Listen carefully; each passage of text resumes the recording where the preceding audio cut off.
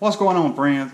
Street Outlaws was a lot different this week, and I do want to talk about it just a little bit, but mainly I want to talk about what I think it is going to morph or evolve into. And I do want to say right off the bat that this is mainly speculation on my part, and I don't know how much of it is true, but I did have this seed kind of planted in my head by someone who knows more than me. I'll just leave it at that. But completely different. Had nothing to do with Street Outlaws except the cast. And to me, the best thing to come out of the episode was the pictures I'm putting on the screen right now, which was Murder Nova and Chief went by Toretto's house from the original Fast and Furious, and also the deli that the Toretto family owned. And I went through the comments in Instagram, and anyone who is a podcast listener from back in the day. Dominic, I am so sorry. I don't know what I'm doing, Dom. What were you thinking, man? I don't know. If you remember the episode where they talked about their life being like Fast and the Furious and also like Point Break, the way that Chief morphed all that together, and then Sean just pops up and says, so basically our life was like Point Break, was hilarious. And if you did not listen to the podcast or remember that episode, everything I just said right now didn't make any sense. But I do encourage you to go back and listen to the podcast. Just type in the YouTube search bar, Chief and Sean Show Fast and the Furious, and you will find it. But the comments in that post was absolutely hilarious. I loved them. I love reading comments from the podcast listeners. You can tell who listened to the podcast and who didn't by their comments instantly. But with that set aside, what actually happened with them going on the road course and stuff, it was kind of neat and it was kind of different, but it wasn't for me. I didn't care for it. I actually stopped watching it about 20 minutes into it and had to come back later to finish it. It wasn't for me. I didn't care for it. And what I was talking about it morphing into something else, or the seed being planted to see how the episodes took, to see what it could go into, is FARMTRUCK AZN have been doing a lot more stuff outside of street racing or fishing or things like that. They have been putting on the daily driver races, the deal with them at the road course where they was at, Willow Springs, where they was at on Monday night's episode.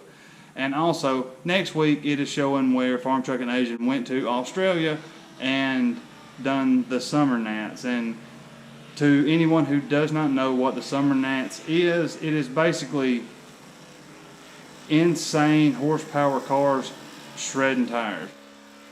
You know, racing is everywhere, but their big thing that they do over there is burnout competitions, basically.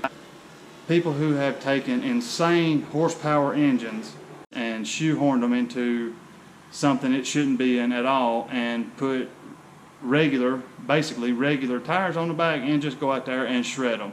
Do donuts, and that's it. I mean, it's pretty simple, but this is what they do. This is their entertainment car-wise, and that's what it is. And I remember when they went, and it seems like it's been 2 years ago. I'm not sure how long it has actually been since they went, but they did take it would be something like a technical college over there, and they built a farm truck with students from that technical college, and then they went out there, participated in this burnout competition, basically is what it boils down to.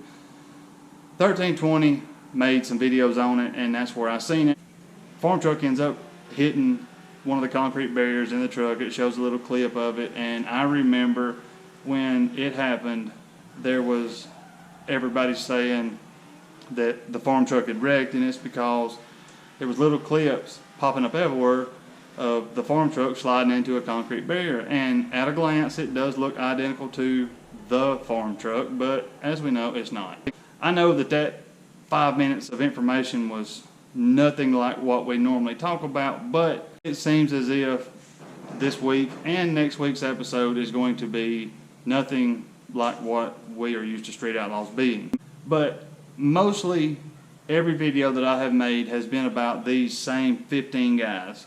Nothing to do with No Prep Kings or anything else, and I would like to branch off and talk about that a little more and getting some of this stuff out, getting it going, and doing what I have been talking about doing for a while now. But I want to see what you think about it, in the comments, email address or something. Let me know.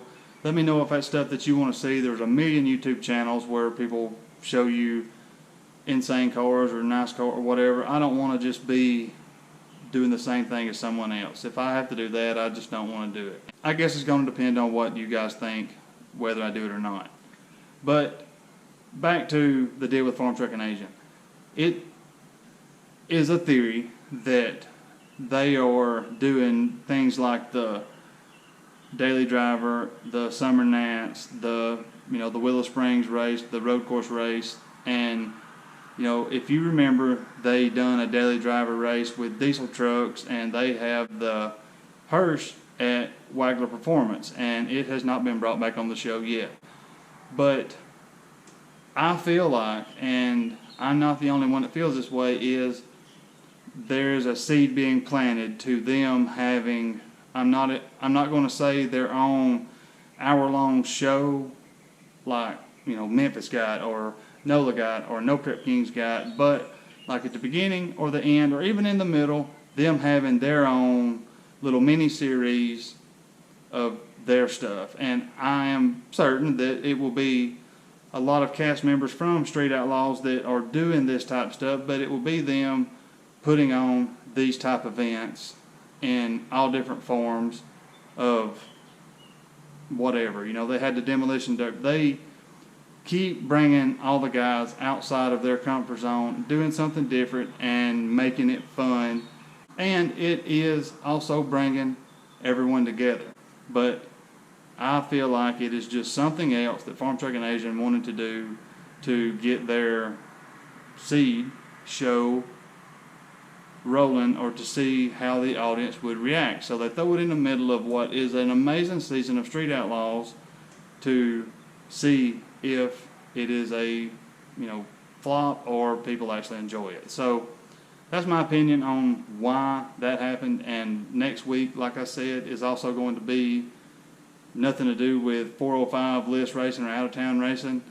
It's going to be FARMTRUCK AZN going to Australia. And as far as I know, none of the rest of the guys went. I'm 99% sure it's just going to be those two there. I do know that 1320 was there, and there was more people that are mainstream automotive people there. But as far as the 405 or any other Street Outlaws there and participating, I don't think so. So who knows? You got to think about it like this too. Street Outlaws was making 2 to 3 seasons per year, and now with JJ and with No Prep Kings, we are getting 1 season of Street Outlaws per year. And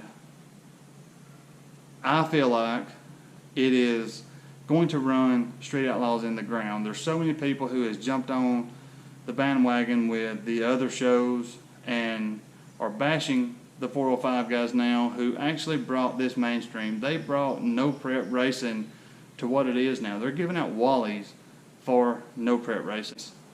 They do not truly understand the influence that they have had on the sport of drag racing and the car culture in general.